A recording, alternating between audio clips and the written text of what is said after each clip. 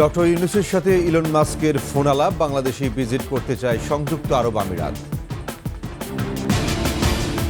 ক্ষমতা ধরে রাখার কোনো ইচ্ছা নেই বললেন ডক্টর ইউনূস, ডিসেম্বরে হতে পারে ভোট।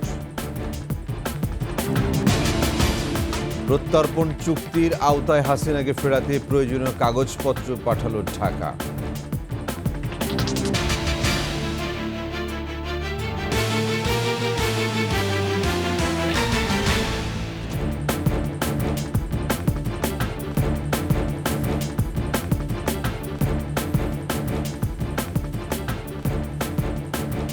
শুনছিলেন সংবাদ শিরোনাম, আমন্ত্রণ ২১ সংবাদে, সাথে আছি আমি ওয়াহিদুজ্জামান।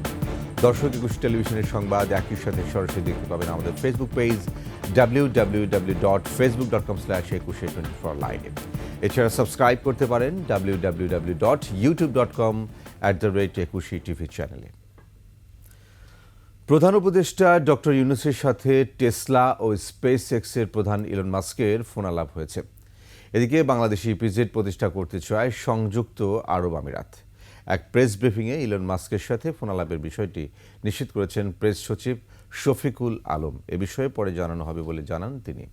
এছাড়া ডক্টর ইউনূসের সাথে বৈঠক করেছেন সংযুক্ত আরব আমিরাতের বাণিজ্যমন্ত্রী ও স্বাস্থ্যমন্ত্রী।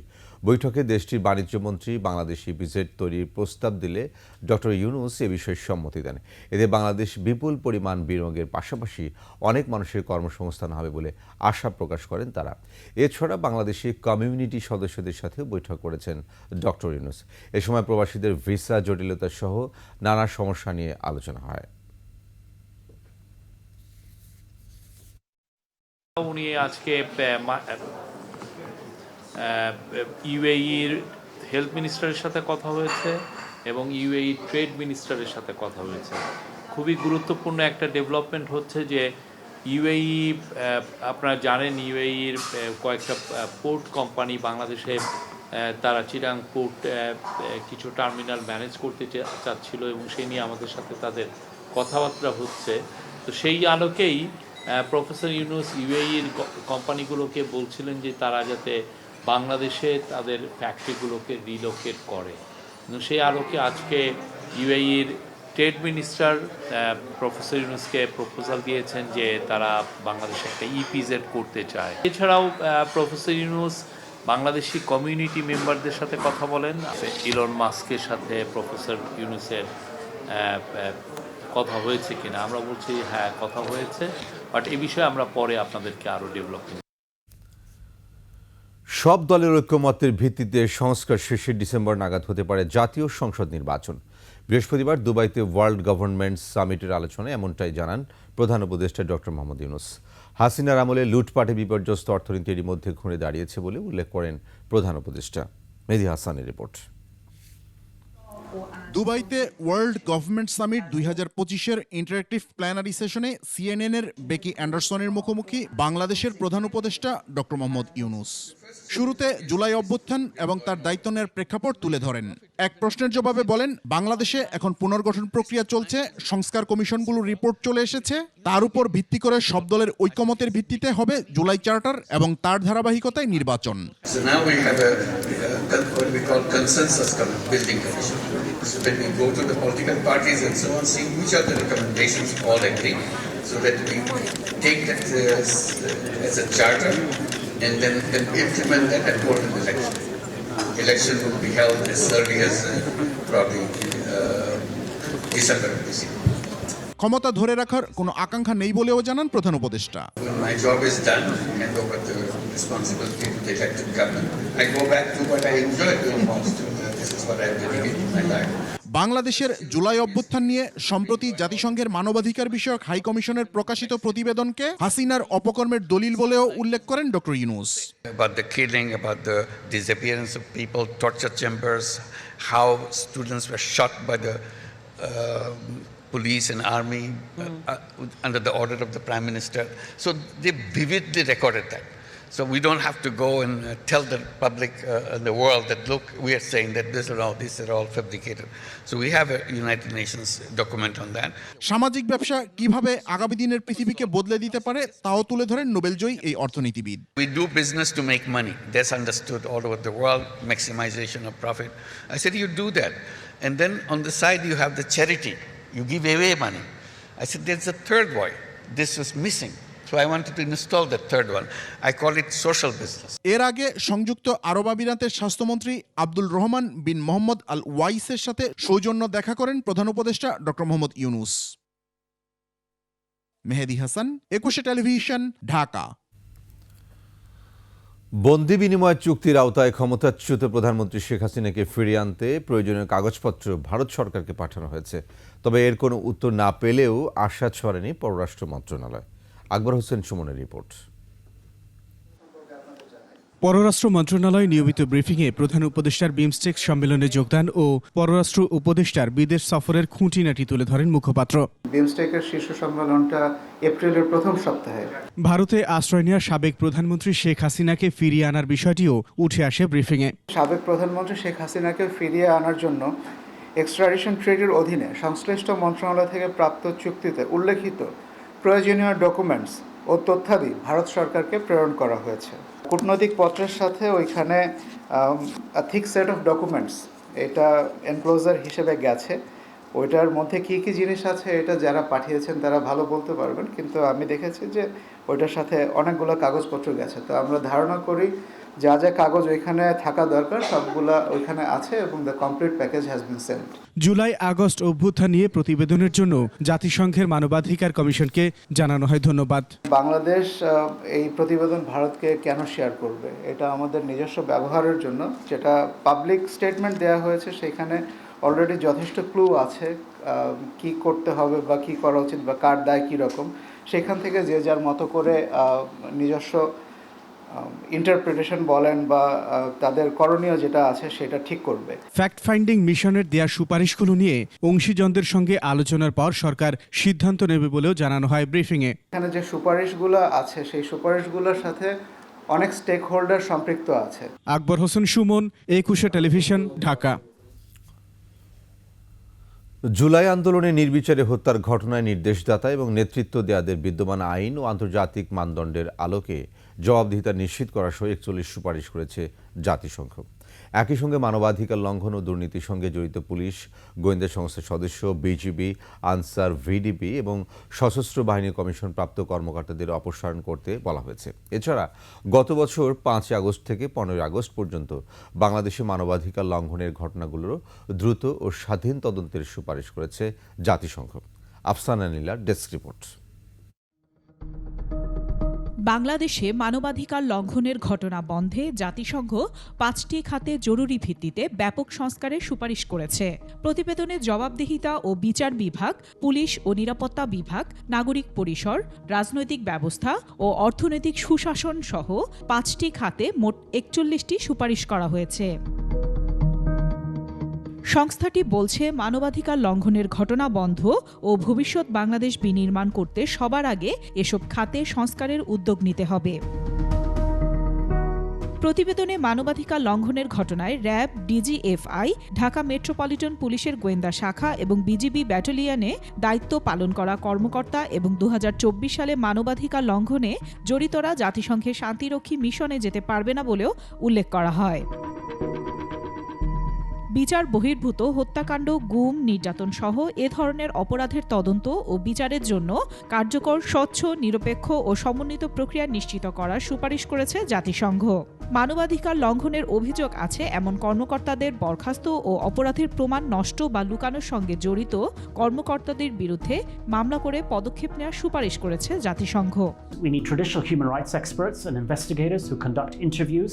স্বাধীন পুলিশ কমিশন গঠনের সুপারিশ করে বলা হয়েছে, নাগরিক প্রতিনিধি সহ নিরপেক্ষ ব্যক্তিদের নিয়ে গঠিত এ কমিশন স্বরাষ্ট্র মন্ত্রণালয়ের নিয়ন্ত্রণমুক্ত থাকবে। জাতিসংঘ বলছে, মৌলিক স্বাধীনতার প্রতি শ্রদ্ধা রেখে অবাধ ও প্রকৃত নির্বাচনের জন্য একটি নিরাপদ ও সহায়ক পরিবেশ নিশ্চিত করতে হবে। নির্বাচনে অংশগ্রহণকারী সব দল ও প্রার্থীর জন্য সমান সুযোগ নিশ্চিতের ব্যবস্থা নিতে হবে। ব্যাংক থেকে ঋণ নিয়ে আত্মসাৎ সহ বড় মাপের দুর্নীতির মধ্য দিয়ে অর্জিত সম্পদ জব্দ ও বাজেয়াপ্ত করার জন্য বিদ্যমান আইনে জরুরি ব্যবস্থা নেওয়ার সুপারিশ করেছে জাতিসংঘ। প্রতিবেদনে বলা হয়েছে, দুর্নীতি দমন সংক্রান্ত আইনের যথাযথ প্রয়োগ হচ্ছে কিনা তা নিশ্চিত করতে হবে। দুর্নীতি দমন কমিশনের সদস্যদের স্বাধীনতা ও নিরপেক্ষতা নিশ্চিত করতে ব্যবস্থা নেওয়ার কথাও বলা হয়েছে প্রতিবেদনে। আফসানা নীলা, ডেস্ক রিপোর্ট, 21 টেলিভিশন। জাতীয় নির্বাচনের আগে স্থানীয় সরকার নির্বাচন চায় না বিএনপি, পাশাপাশি আনুপাতিক হারে নির্বাচন ব্যবস্থার পক্ষেও নয় দলটি। বিএনপির মহাসচিব মির্জা ফখরুল ইসলাম আলমগীর বলেছেন, জনগণের সিদ্ধান্ত নেবে আওয়ামী লীগ রাজনীতি করতে পারবে কিনা। একই সঙ্গে বিএনপি আশা করে ভারত শেখ হাসিনাকে ফেরত দিয়ে বিচার কাজে সহযোগিতা করবে। রিপোর্টে আরও জানাচ্ছেন মাহিলা ইসলাম। গুলশানে বিএনপি চেয়ারপারসনের কার্যালয়ে দলের মহাসচিবের সাথে সৌজন্য সাক্ষাৎ করেন ঢাকায় নিযুক্ত British high commissioner James Goldman. পরে মির্জা ফখরুল ইসলাম আলমগীর সাংবাদিকদের জানান, পরিবর্তিত প্রেক্ষাপটে দেশের বর্তমান রাজনৈতিক অবস্থা, অন্তর্বর্তী সরকারের পদক্ষেপ, নির্বাচন সহ গুরুত্বপূর্ণ নানা বিষয়ে আলোচনা হয় তাদের মধ্যে। কবে নির্বাচন হচ্ছে এ ব্যাপারে সকলের আগ্রহ সবচেয়ে বেশি থাকে, এটাই ওদের সঙ্গে এই পর্যন্তই আলোচনা হয়েছে। আনুপাতিক হারে নির্বাচন ব্যবস্থার বিরোধী বিএনপি মন্তব্য করে মির্জা ফখরুল ইসলাম আলমগীর বলেন, কোনোভাবেই জাতীয় নির্বাচনের আগে স্থানীয় সরকার নির্বাচন নয়। যত দ্রুত নির্বাচন হবে ততই আপনাদের রাজনীতি সহজ হবে, বাংলাদেশের মানুষ একটি স্থিতিশীল অবস্থার মধ্যে আসবে। নির্বাচনটা হওয়া দরকার দুটো কারণে প্রধানত, একটি হচ্ছে বাংলাদেশের একটি স্থিতিশীলতা ফিরিয়ে নিয়ে আসা, অন্যদিকে একটা গভর্নেন্স চালু করা। এ সময় জুলাই গণঅভ্যুত্থান নিয়ে জাতিসংঘের প্রতিবেদনকে স্বাগত জানিয়ে বিএনপি মহাসচিব বলেন, কোন দল রাজনীতি করবে আর কোন দল নিষিদ্ধ হবে তা জনগণই সিদ্ধান্ত নেবে। আমরা আজকে এখান থেকে চাইব যে ভারত সরকার তাকে ফেরত দিয়ে বাংলাদেশ সরকারের হাতে দেবে এবং তাকে এখানে বিচারের আওতায় নিয়ে আসা হবে। মাহিলা ইসলাম, 21 টেলিভিশন, ঢাকা। সংস্কার ছাড়া জাতীয় সংসদ নির্বাচন আয়োজনের পক্ষে নয় জামায়াত। নির্বাচন সংক্রান্ত জরুরি সংস্কারগুলো শেষ করেই জাতীয় নির্বাচন চায় বলে কমিশনকে জানিয়েছে দলটি। বৃহস্পতিবার রাজধানীর আগারগাঁওয়ে নির্বাচন ভবনে ইসির সঙ্গে বৈঠক শেষে সব কথা জানিয়েছেন জামায়াত ইসলামের সেক্রেটারি জেনারেল মিয়া গোলাম পরওয়ার। বলেন, রাষ্ট্রের সংস্কার নয়, শুধু নির্বাচন সংক্রান্ত যেসব সংস্কার অতি জরুরি, অন্তত নির্বাচন প্রক্রিয়ার সঙ্গে যেসব প্রতিষ্ঠান জড়িত সেগুলোর সংস্কার করে নির্বাচন দিতে হবে। এক্ষেত্রে জামায়াত ইসিকে নির্বাচনের কোনো দিন, মাস, সময়ক্ষণ বেঁধে দেয়নি। অপর এক প্রশ্নের জবাবে জামায়াতের সেক্রেটারি জেনারেল বলেন, জনগণের আকাঙ্ক্ষা স্থানীয় সরকার নির্বাচন আগে হোক।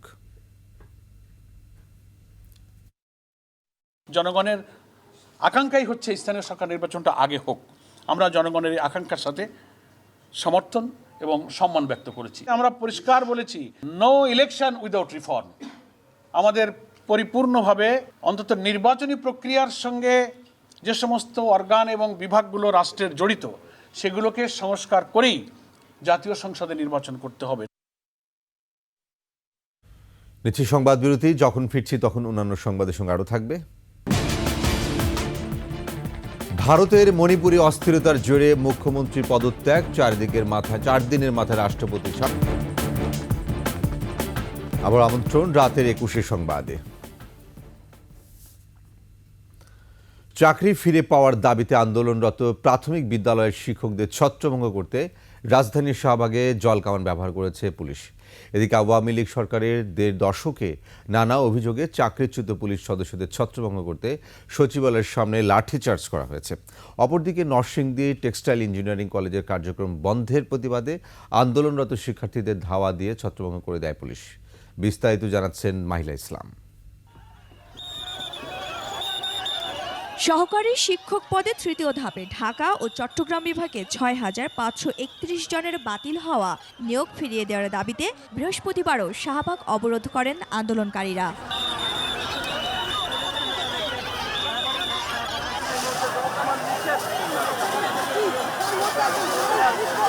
সে সময় তাদের ছত্রভঙ্গ করতে এভাবেই ব্যবহার করা হয় জলকামান। পরে আন্দোলনকারীরা জাতীয় জাদুঘরের সামনে অবস্থান নেয়। টানা 8 দিন ধরে তাদের এই আন্দোলন। পুলিশ মহিলাদের দৌড়া দৌড়া আমাদের এখান থেকে 5 জন নারীকে নিয়ে গেছে। আমার বাবা যখন শুনছে যে আমার চাকরি হয়েছে, আমার বাবা তখন অসুস্থ ছিল, তখন তখন বলে কি মা আমি খুশি হয়েছি, আমি আমার বাবাকে আধা ঘন্টা জড়িয়ে ধরে বলেছি বাবা এই যে আমার কত কষ্টের সাফল্য। আমরা 8 দিন যাবত এই জায়গায় আন্দোলন করতেছি, এই সরকার আমাদের নিয়োগ দিয়ে সরকার আমাদের নিয়োগ ফিরিয়ে নিচ্ছে। আবার আমাদের সাথে কেনই বৈষম্য হবে আমরা এটা মানি না। এদিকে চাকরিতে পুনর্বহালের দাবিতে স্বরাষ্ট্র উপদেষ্টার সঙ্গে দেখা করতে যাওয়ার সময় দুপুরে সচিবালয়ের সামনে লাঠিপেটার শিকার হন আওয়ামী লীগ সরকারের আমলে নানা অভিযোগে চাকরিচ্যুত পুলিশ সদস্যরা। আন্দোলনকারীরা প্রেস ক্লাব থেকে মিছিল নিয়ে সচিবালয়ের সামনে অবস্থানের চেষ্টা করেন, পরে পুলিশ লাঠিপেটা করে তাদের ফিরিয়ে দেয়। তবে পুলিশ দাবি করেছে চাকরিচ্যুত পুলিশ সদস্যরাই তাদের উপর হামলা চালায়। ওরা অ্যাটাক করছে, ওরা হচ্ছে এখানে যাবে না, ওরা উল্টা দিকে আমাদের অ্যাটাক করছে। এদিকে নরসিংদী টেক্সটাইল ইঞ্জিনিয়ারিং কলেজের কার্যক্রম বন্ধের সিদ্ধান্তের প্রতিবাদে সচিবালয়ের সামনে আন্দোলনরত শিক্ষার্থীদের ধাওয়া দিয়েছে পুলিশ। দুপুরে জলকামান ব্যবহার করে লাঠিচার্জ এবং সবশেষ 3 দিক থেকে ধাওয়া দিয়ে ছত্রভঙ্গ করে দেওয়া হয় তাদের। মাহিলা ইসলাম, 21 টেলিভিশন, ঢাকা। আন্দোলনরত প্রাথমিক বিদ্যালয়ের শিক্ষকদের দাবির বিষয়ে সরকার আন্তরিক, তবে আদালতের সিদ্ধান্তের পর পদক্ষেপ নেওয়া যাবে। 21 টেলিভিশনকে দেওয়া সাক্ষাৎকারে এসব জানিয়েছেন প্রাথমিক ও গণশিক্ষা উপদেষ্টা বিধান রঞ্জন রায় পোদ্দার। যে রিট পিটিশন হয়েছিল তার এগেনস্টে দাঁড়িয়েছে, রেজাল্ট হওয়ার পরে মন্ত্রণালয় যখন দেখলো মন্ত্রণালয়ের পক্ষে আসেনি এই রায়, তখন মন্ত্রণালয় আপিল করেছে। তাহলে আপিলটা তো ওই শিক্ষকদের ফেভারেই আপিল করা, আমরা আপিল করেছি এবং আমরা আইনগতভাবে এই বিষয়টাকে দেখছি। এই ক্ষেত্রে মন্ত্রণালয়ের কিন্তু একটা কোর্টের বিবেচিত বিষয়ের উপরে কোনো রকম কোনো কিছু করার সুযোগ নেই। শেষ করছি 21 সংবাদ, যাবার আগে সংবাদ শিরোনামগুলো আরও একবার। ডক্টর ইউনূসের সাথে ইলন মাস্কের ফোন আলাপ, বাংলাদেশে ইপিজেড করতে চায় সংযুক্ত আরব আমিরাত। ক্ষমতা ধরে রাখার কোনো ইচ্ছা নেই বললেন ডক্টর ইউনূস, ডিসেম্বরে হতে পারে ভোট। প্রত্যর্পণ চুক্তির আওতায় হাসিনাকে ফেরাতে প্রয়োজনীয় কাগজপত্র পাঠালো ঢাকা।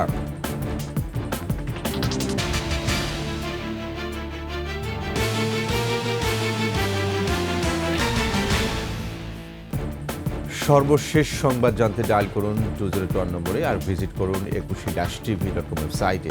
ফেসবুকে ভিজিট করতে পারেন www.facebook.com/2124live। এছাড়া সাবস্ক্রাইব করতে পারেন www.youtube.com/21etv চ্যানেল। এতক্ষণ সঙ্গে থাকার জন্য ধন্যবাদ। পরবর্তী সংবাদ দেখার আমন্ত্রণ রইল 21-এর সাথে।